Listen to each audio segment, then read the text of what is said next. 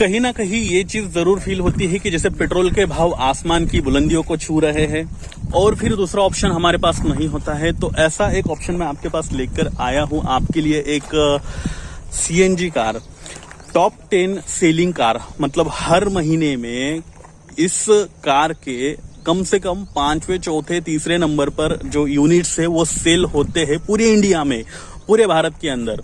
जिस कार की मैं बात कर रहा हूं जो कि मेरे पीछे है, मारुति सुजुकी की ओर से आने वाली वैगनआर। तो ऐसा है, इस गाड़ी का एक छोटा सा ओवरव्यू मैं आपको दे रहा हूं। इसके अलावा इस गाड़ी का ओनरशिप रिव्यू भी मैं आपको देने वाला हूं। आज है हमारे साथ राजेश भाई, जिनको आप मेरे कई सारे ब्लॉग्स में देख चुके हो, हमारे नेबर ही है, मेरे सोसाइटी में ही रहते हैं। और आज मैं उनकी गाड़ी का लेने वाला हूं ओनरशिप रिव्यू, जो कि है वैगनआर सीएनजी। ये Alexa variant, if I am not wrong, Alexa variant ही आता है, जिसके ये ओनर है। और क्या इनके साथ फील हो रहा है, आपको ये गाड़ी खरीदनी चाहिए, नहीं खरीदनी चाहिए, इस रियल लाइफ एक्सपीरियंस से डेफिनेटली आपको पता चल जाएगा। तो आइए मिलते हैं राजेश भाई से। हेलो राजेश भाई, कैसे हो आप? Good morning. तो राजेश भाई, आप मुझे ये बताइए कि आपने ये कार कब खरीदी थी? ये मैंने 15 मार्च 2021 को खरीदी थी। और ये काफ़ी टाइम सोचते सोचते मैंने खरीदी, क्योंकि ये मेरे कैरेक्टर को सूट होता है। अच्छा। और मेरे काम को भी सूट होता है।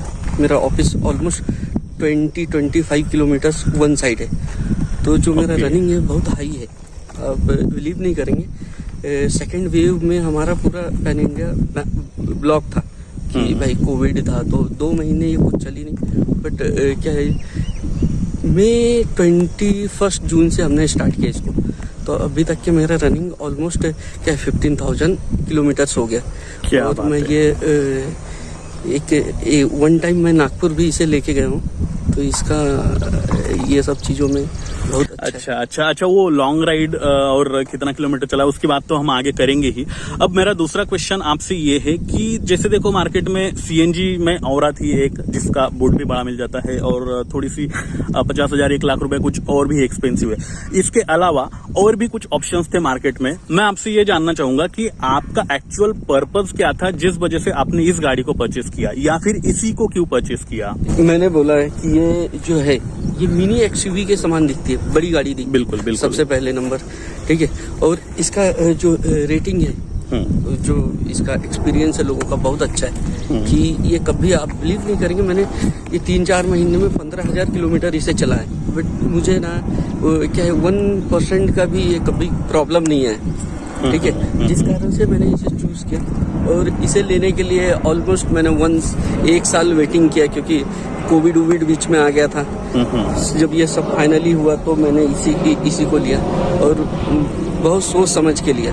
कंपेयर टू कोई भी गाड़ी से आप कंपेयर करोगे ना, इसका परफॉर्मेंस उससे बेटर ही मिलेगा। ओके। काफी अच्छा लगा सर आप सुन के। दूसरा सवाल मेरा ये है आपसे, अब नाइट में तो आपने इसको चलाया होगा, Yes. तो हाईवे पे कभी कभार क्या होता है कि जो हेवी ट्रक है, बस है, उनके हेडलाइट्स काफी पावरफुल होते हैं, आपको सीधा आंखों पे आते हैं। उस वक्त इस पर्टिकुलर गाड़ी में जो हेडलैम्प्स आपको प्रोवाइड हुए हैं, आफ्टर मार्केट तो ऐसे आपने कुछ लगाया नहीं, हेडलैम्प के साथ छेड़छाड़ करी नहीं है, तो इसके हेडलैम्प नाइट में किस तरह से विजन देते हैं? आपको कोई दिक्कतें आती है, कुछ फील होता है ऐसा? नहीं, ऐसा तो कोई दिक्कत नहीं है। ये सब चीजों में यानी बिल्कुल बढ़िया है। मैं नागपुर लेके नाइट में रनिंग था एक दिन। पुणे से नागपुर का क्या डिस्टेंस रहेगा फिर भी? ऑलमोस्ट 880 के आसपास। ओके, तो मतलब 880, 900 पकड़ के चलो आप एक साइड से। तो इतने लॉन्ग राइड पे भी आपने जब नाइट में चलाया तो हेडलैम्प्स ने काफी अच्छा सपोर्ट दिया? अच्छा सपोर्ट दिया, कोई प्रॉब्लम नहीं हुआ। ओके। दूसरा सवाल मेरा आपसे ये है सर कि जब इस गाड़ी में 4 बंदे बैठ जाते, फुल्ली लोडेड है, बूट में भी कुछ आपने सामान रख रखा है, तो ऐसी केस में जब गाड़ी को आप किसी चढ़ान वाले एरिया में चढ़ाते हो, जैसे कि अभी ये पूरा जो पोर्शन है रोड का, या फिर कुछ हाईवे पे हो, पिकअप लेने में हो, ऐसे में कुछ जर्क फील होता है, कुछ दिक्कतें आपको फील हुई अब तक? नहीं, आपको ये पता होगा इनबिल्ड है सीएनजी। हाँ, ठीक है। बहुत सारे लोग बोलते हैं कि यार पिकअप में प्रॉब्लम होता है, बट आप बिलीव नहीं करेंगे, मैं पूना में रहता हूँ। पूना में इतनी हिल एरिया है, कहीं पे भी मुझे ऐसा कोई 1% का भी प्रॉब्लम नहीं हुआ। पिकअप में प्रॉब्लम हो या इसमें प्रॉब्लम हो, कोई चीज में प्रॉब्लम नहीं हुआ आज तक के। और ये 4 लोग भी बैठेंगे तो सेम पिकअप देता है। कुछ लगेज भी रहा तो सेम पिकअप देता है। कोई आपको इसमें चेंजेस फर्क नहीं आएगा कि आप एक बैठे हो, दो बैठे हो, या कुछ लगेज है इसमें, या कुछ हिली एरिया में आप घूम रहे हो। Good good good. तो दोस्तों, अब तक की बातों से ये तो जरूर पता चला कि इस गाड़ी का पिकअप तो बेहतरीन है ही है, फिर चाहे आप फुल्ली लोडेड हो, इसके अंदर पूरे सामान बूट भी भरा हो तब भी। और जैसे कि राजेश सर कह रहे हैं कि वो पुणे में रहते हैं, ऑफकोर्स यस, मैं भी पुणे का हूँ, और यहाँ पे कुछ हद तक हिली एरिया भी है। और मैं खुद इस गाड़ी के अंदर बैठ के जहाँ पे कुछ टूरिस्ट स्पॉट है हमारे यहाँ आसपास, उसमें भी गया हुआ हूँ। पिछली बार खराड़ी जो गणपति है वो लेने गए थे हम लोग, तो अच्छा खासा एक्सपीरियंस हमारा भी इसमें रहा है। पिकअप नो डाउट अच्छा है, स्पीड यहाँ पे काफी अच्छा है, मिड रेंज परफॉर्मेंस बेहतरीन आपको मिल जाता है। अब आगे भी कुछ सवाल है जो इनसे पूछते हैं कि हाई रेंज परफॉर्मेंस में आपको क्या एक्सपीरियंस फील हुआ है। तो सर हमें बताइए कि जब आप नागपुर गए थे एक्सप्रेस वे पे जब चलाते हो तो ये मैक्स स्पीड कितनी अचीव कर पाती है, या फिर आपने कितने स्पीड पे इसको चलाया? इसे ना 125 तक के मैं लेके गया हूँ। यानी एक्चुअल मैंने लास्ट अप्रैल में ही ये गाड़ी चलाना सीखा, ड्राइविंग स्कूल लगा के ये सब चीज सीखा। बट 125 किलोमीटर मैंने अब लिया है। काफी है। ये जाता है 130 140 तक क्या आराम से इजिली चले जाता है। अच्छा। With CNG. अच्छा, विद सीएनजी मैं आपको बोलता हूँ, पेट्रोल में तो और हाई परफॉर्मेंस है इसका। तो जब ये 125 मतलब 125 के स्पीड को अचीव कर लेती है, तब गाड़ी में कुछ स्टेबिलिटी जा रही है, खो रही है, आउट ऑफ कंट्रोल हो रही है, ऐसा कुछ फील होता है आपको? ऐसा बहुत सारे लोग बोलते, बट ना ये गाड़ी मैंने आपको पहले भी बोला, मिक्स क्या है, मिनी एक्सयूवी के समान इसका लुक है। तो जो स्टेबल है ना इसका, पूरा प्रॉपर तरीके से रोड को पकड़ के चलती है। हाँ। गुड। तो ऐसा है। इसके अलावा सर, ये गाड़ी आपने अब तक जैसे बताया था 15,000 किलोमीटर चल चुकी है, तो जो 15,000 किलोमीटर आपने चलाई है वो काफी कम समय में चलाई है। हाँ। जैसे कि आप बता रहे हो जल्दी। लास्ट 3.5 मंथ में मेरा ये कंप्लीट हुआ है, क्योंकि मेरा रनिंग इतना है। इसके लिए ही ये गाड़ी खरीदी है मैंने कि सर माइलेज के बारे में बता दीजिए थोड़ा। माइलेज एक्चुअल में मैं नागपुर गया था ना, इसका 32 है ना, तो 32 के आसपास ये माइलेज दिया है। सिटी में आपको क्या है 26, 27, 28 ऐसा आता है सिटी में, जो आपकी बिल्कुल स्लोली बात है। 25 भी मिला तो भी बेहतर है। मेरी खुद की एवेंजर है दोस्तों, मैं बता रहा हूँ आपको, मेरी गाड़ी 30 के ऊपर माइलेज नहीं देती है, और पेट्रोल है वो फिर भी। सीएनजी भी क्या भाव चल रहा है फिलहाल? 58 रुपीज kg, और पेट्रोल चल रहा है 100, मतलब 100 के ऊपर ही है। खैर वो बात अलग है। तो ऐसा है कि जो लोग सिटी यूज हो चाहे आउट ऑफ मतलब सिटी यूज हो, कहीं बाहर जाना हो, एक छोटी फैमिली कार, बेहतरीन कार है ये दोस्तों, मैं रिकमेंड करूंगा। और सर से भी पूछते हैं, सर आप इस गाड़ी को रिकमेंड कराना चाहोगे पब्लिक को? मैं इस गाड़ी को जब से लिया हूँ, अगर कोई मुझे मिलता है कि गाड़ी लेने वाला है, तो मैं उसको यही गाड़ी बोलता हूँ, रिकमेंड करता हूँ कि आप यही लो। क्या है, मिडिल क्लास के लिए, आपके लिए, यानी आपको सूटेबल हो।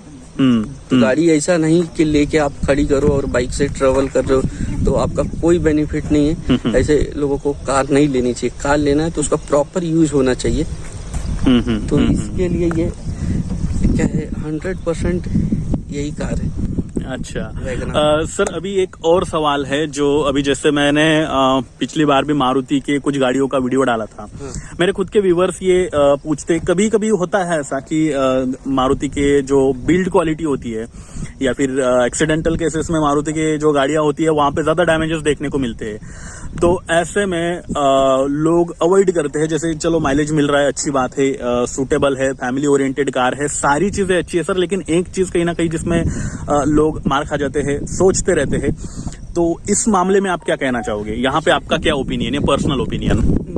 मेरा पर्सनल ओपिनियन है, मैं एक्चुअल क्या है, मैं इस फील्ड से भी हूँ, तो ये क्लेम मैं बहुत बारीकी से देखता हूँ। जो मेरा काम है, क्या है, ये लोगों का बस सिर्फ वहम है कि मारुति के लिए आप देखेंगे तो क्या है, व्हीकल के मामले में ऑलमोस्ट 85-90 जितने इंडिया में व्हीकल है, हाँ, मारुति की, हाँ, चाहे कोई भी वेरिएंट में वो मारुति की कार है। बिल्कुल है। और जब एक्सीडेंट होगा ना, तो सामने मारुति है या दूसरी कार है, हाँ, तो उसमें कोई फर्क नहीं, डैमेज होना ही है। बराबर। डैमेज को कोई रोक नहीं सकता, ठीक है, एक्सीडेंट हुआ तो। हाँ, बट आप ये कार के लिए बोलोगे, कार में कोई प्रॉब्लम नहीं। और अगर एक्सीडेंट पकड़ेंगे तो किसी का भी हो सकता है, उसके लिए कोई कुछ कर भी नहीं सकता। बिल्कुल बिल्कुल, देखो ऐसा है कि जब लिखा है सामने वाले का तो जाना ही है, फिर चाहे वो ऑडी हो, मर्सिडीज हो या फिर कोई मैं इसीलिए किसी का नाम नहीं लिया, क्योंकि इसके लिए बहुत सारे लोग बोलते हैं कि ये है वो है, बट आपको मैं अगर ऐसा कुछ रहता ना तो इतनी सारी मारुति की है। आप मेरे ही सोसाइटी में रहते हो, 80% 90% मारुति की कार मिलेगी, हर एक दूसरी कार। बिल्कुल बिल्कुल बिल्कुल, तो अगर ऐसा कुछ रहता तो क्यों लेते। बिल्कुल बिल्कुल बिल्कुल सही कह रहे हैं राजेश सर। दोस्तों मार्केट में 50% से ज्यादा शेयर्स मारुति के ही है, और ये जिस पर्टिकुलर गाड़ी की मैं बात कर रहा हूँ, हमेशा जब से लॉन्च हुए तब से लेके अब तक टॉप 5 सेलिंग कार्स में ही आती है इंडिया के। पूरे भारत के अंदर सबसे ज्यादा यूनिट्स पहले से लेके 5वें तक मारुति के ही बेचे जाते हैं। उसमें भी ये जो पर्टिकुलर कार है 2nd 3rd नंबर पे ही रहती है। तो खैर लोगों की काफी अच्छी पसंद बन चुकी है, काफी पॉपुलर गाड़ी हो चुकी है, और माइलेज देखो ऐसा है कि ये अगर 25-30 का भी दे रही है तो भी सूटेबल है। अब मेरे एवेंजर 180 आप लोगों को पता ही है, उसमें मैंने रिव्यू डाल रखे हैं इस चैनल पर, तो वो 30 का माइलेज दे रही है, और पेट्रोल के भाव पहुंच गए हैं 100 रुपए के ऊपर। पेट्रोल में 105 रुपए का पेट्रोल मेरे हिसाब से मिलता रहेगा, अभी कई दिनों से डाला नहीं है तो लीटर, और यहाँ पे ये 50, 55, 60 रुपए तक भी आपको जो है सीएनजी मिल जाता है। तो उस हिसाब से अगर कैलकुलेशन कर लिया जाए तो बाइक से सूटेबल है, ना गर्मी लगनी है, ना धूप लगनी है, ना ठंडी लगनी है, कई सारी चीजें हैं।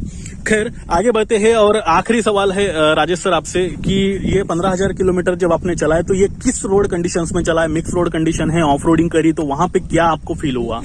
देखिए ऑफ रोड अधिकतर मैंने करीबन 5 से 7 हजार किलोमीटर चला है। अच्छा। बाकी सब ये सिटी में, जो पूना सिटी आपको पता है कि बहुत पुराना सिटी है, ट्रैफिक का यहाँ पे बहुत बड़ा इशू रहता है। उस ट्रैफिक के इशू में भी इस गाड़ी का मॉडिफाई जिस तरह से बना हुआ है ना कि इजिली कहीं से भी पास हो जाती है।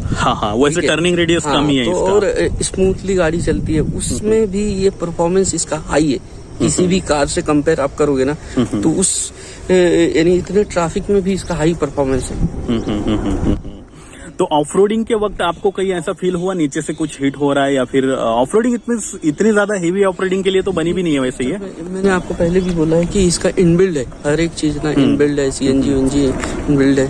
तो अब जब कार में आप बैठोगे ना तो इसका एसी का भी इतना परफॉर्मेंस है ना कि आपको कोई चीज का पता ही नहीं चलेगा कि बाहर में क्या हो रहा है क्या नहीं हो रहा है।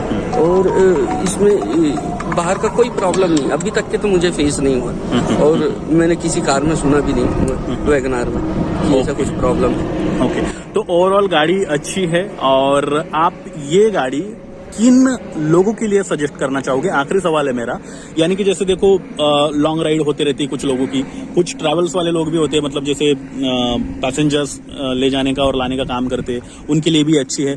तो ऐसे और कितने क्या पर्पस है जिनको ये गाड़ी आप रिकमेंड करना चाहोगे मेरे इस चैनल पे?